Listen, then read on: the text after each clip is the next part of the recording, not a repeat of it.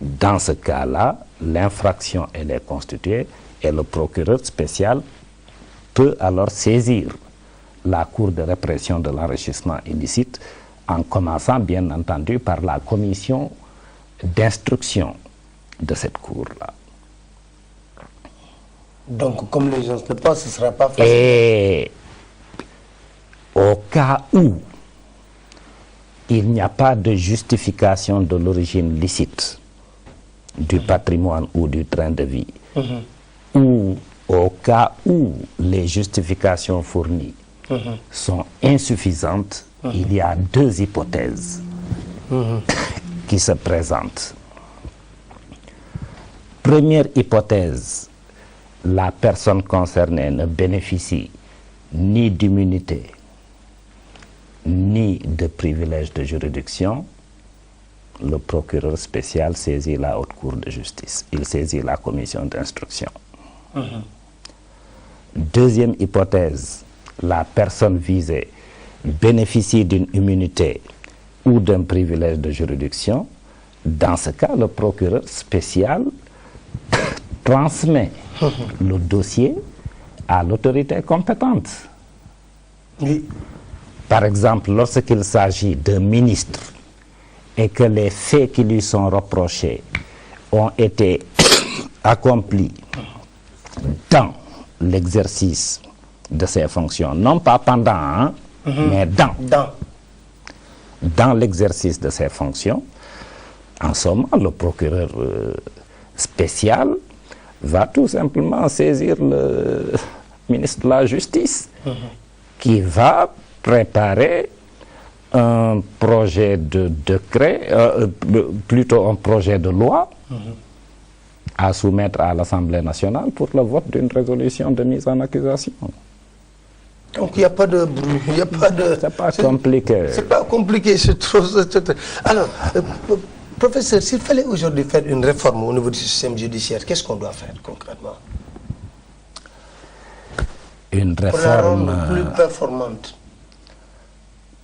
Bon, ça...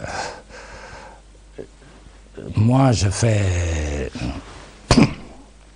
Excusez-moi, hein, je ne sais pas si je suis encore complètement réveillé. Je suis membre d'une commission, la Commission nationale de réforme du Code pénal et du Code de procédure pénale. Bon, une commission qui, depuis quelques années, ne fonctionne plus. Je ne sais pas trop pourquoi. Mais je pense que s'il y a une réforme à faire, c'est une réforme qui devrait tendre à faire beaucoup plus confiance aux acteurs de la justice, notamment aux magistrats. Bon, maintenant, concrètement, c'est le ministre de la Justice qui doit mener la réflexion, mais l'objectif est d'avoir une justice crédible.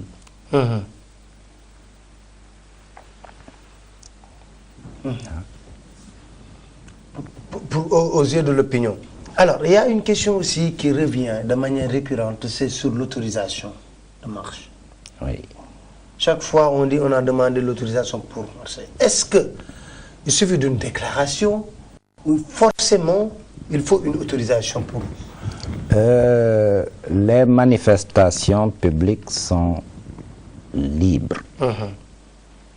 Il faut juste informer l'autorité administrative. Donc la seule condition, c'est la déclaration préalable. J'informe monsieur le gouverneur que je vais faire une marche à telle date suivant tel itinéraire. Donc qu'est-ce que peut justifier l'interdiction d'elle? Alors, donc il n'existe pas d'autorisation de manifester. Ce qui existe, c'est une déclaration préalable. Maintenant, lorsque l'autorité administrative estime que la marche doit être interdite, c'est en ce moment qu'elle prend un acte positif d'interdiction. Mais il n'existe pas d'autorisation de marché. L'autorité administrative ne délivre pas une autorisation. Ce qu'elle peut faire, si elle estime que la marche peut dégénérer, que la manifestation peut dégénérer, qu'il y a un risque de trouble à l'ordre public, elle prend une décision d'interdiction. Donc, ce n'est pas exact de dire qu'on attend une autorisation de marcher, etc. L'autorisation de manifester n'existe pas. C'est l'interdiction qui existe.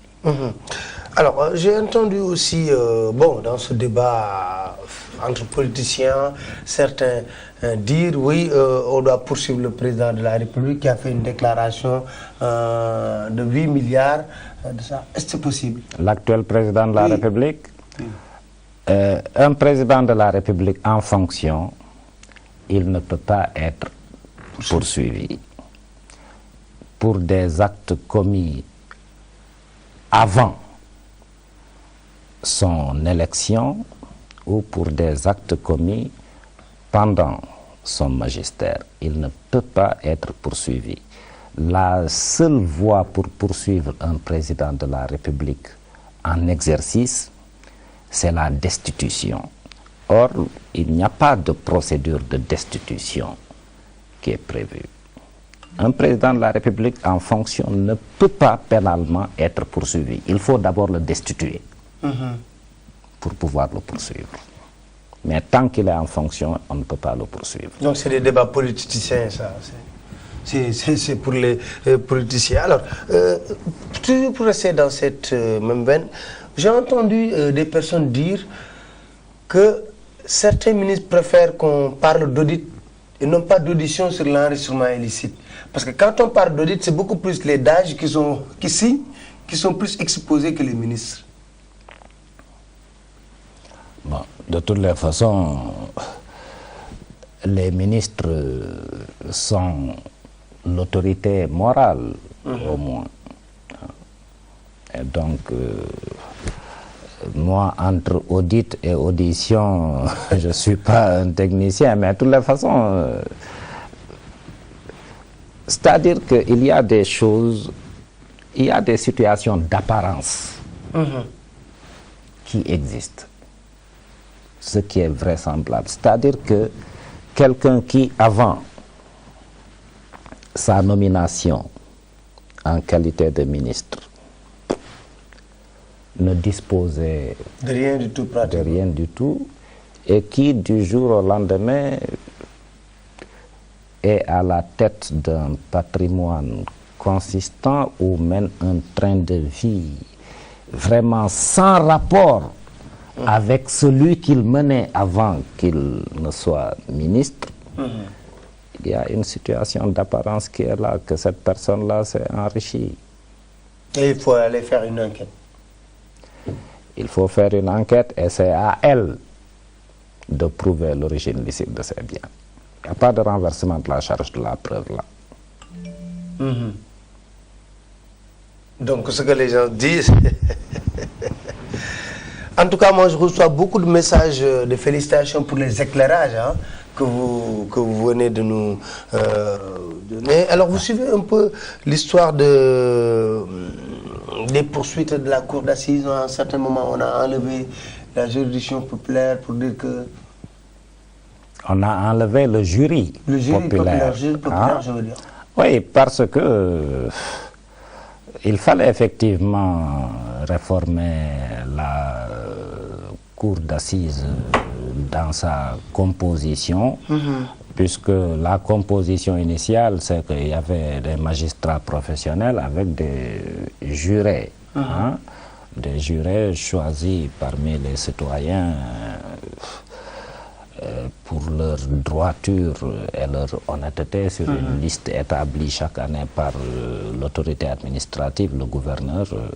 Bon, alors ce que l'on avait constaté, c'est que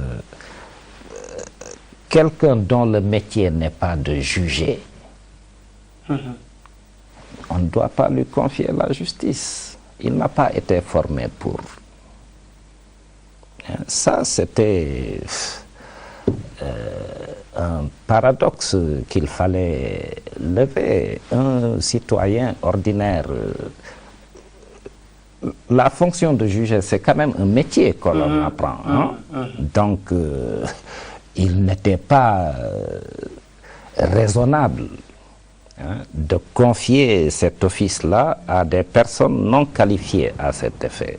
Et c'est donc bienvenu que la composition de la cour d'assises ait été modifiée, de sorte que actuellement il n'y a que des magistrats professionnels formés pour juger qui composent la cour d'assises, d'autant que dans l'ancienne composition on jouait beaucoup plus sur les sentiments que sur le droit.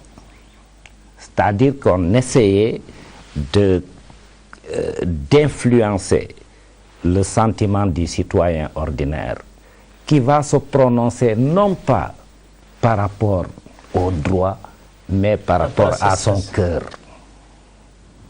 Alors que le droit ne parle pas de ça. Alors, professeur, je ne vais pas vous lâcher, parce que on me demande de résumer un peu en wolof quand même. Ce sera difficile. Ce sera difficile, mais on me demande de résumer un peu en wolof.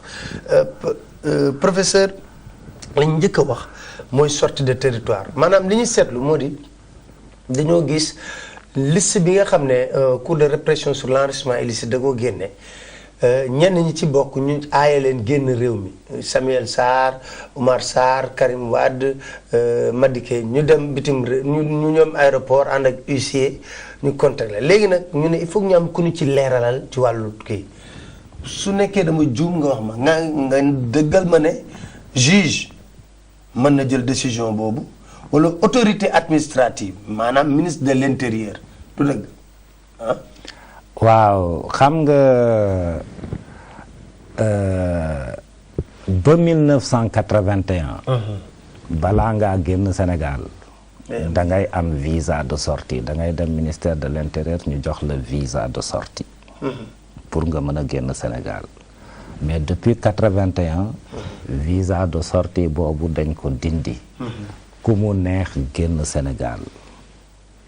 loolu mooy principe bi. waaye principe boobu am na ay limite limite essentielle bi mooy juge muy juge d'instruction wala muy tribunal suñ ko bu dee war na àttee benn affaire mën na ne yow mënoo génn dëkk bi ba ñu leeral say mbir. deuxième limite bi mooy autorité administrative bi ci boppam muy ministre de l'intérieur mën na ne yow kat ñu ngi càmbar say affaire mënoo fi génn da ngay toog ba ñu leeral say mbir. léegi bu dee autorité administrative ministre de l'intérieur moo jël dogal boobu ne doo génn réew mi. dogal boobu mën nga koy yóbbu ci àttekat bi ci juge te ci procédure bu gaaw. procédure d'urgence bu gaaw. procédure bu gaaw. kon nag ndax juge bi mooy gardien des libertés. te liberté génn dëkk bi ñépp lañ ko jox. juge bi mooy gardien liberté boobu. bu dee autorité administrative bi nee na nag yow mënoo génn dëkk bi mën nga dem ci juge bi ne kii mi ngi may teree génn dëkk bi fan la ko teg. coow li jeex kon amul bëriwul coow. ñu bëri tamit nee nañ procureur amul droit fekkee li nga xam ne moo di enquête préliminaire. loolu moom teguwul fenn. procureur de la République moom mooy diriger. enquête préliminaire te yoon jox na ko qualité officier de police judiciaire. donc lu officier de police judiciaire mën a